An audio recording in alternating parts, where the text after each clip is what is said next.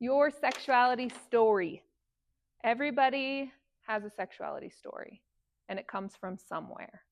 I'll share mine first so that you guys don't feel awkward if you want to share yours. Um, I had sexual trauma when I was a young girl, like young, like 6 maybe.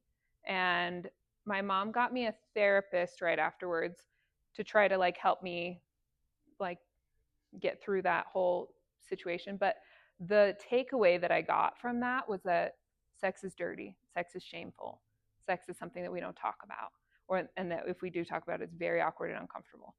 And so those are the stories that, despite their best efforts, those are the stories that I learned about sex. And in that context, that maybe was true. That is something that should have never happened to me. That was something that was dirty. But sex itself is not. And there are times when you experience something traumatic like that, and then you are having a similar sexual experience with a different person many years later, where you're almost transported back into that time.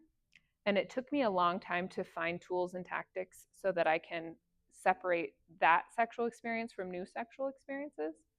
But that was part of my sexual story, was sex is bad, sex is dirty, good girls don't do that. And then on the flip side of that, my mom was a very sexual person. And I told this story online. And my mom and I and my sister were driving in the car, and my sister and I were talking about, like, what's your number? How many people have you slept with? And we're telling each other how many our number was. And my mom from the back seat goes, "That's it? When I was your guys' age, I'd slept with like 60 people." And we were like in our early 20s when we were having this conversation. And me and my sister were like, "What?" And just start like dying laughing. She's like, "What? I was hot."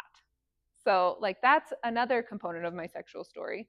Like, somebody who's just totally free with her sexuality and just has sex with whoever she wants, whenever she wants. Numbers don't matter.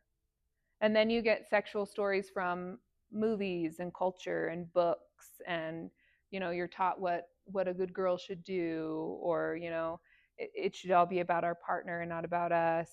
I mean, how many people have asked you as a woman, what do you desire? What feels good to you? And if they have you had an answer?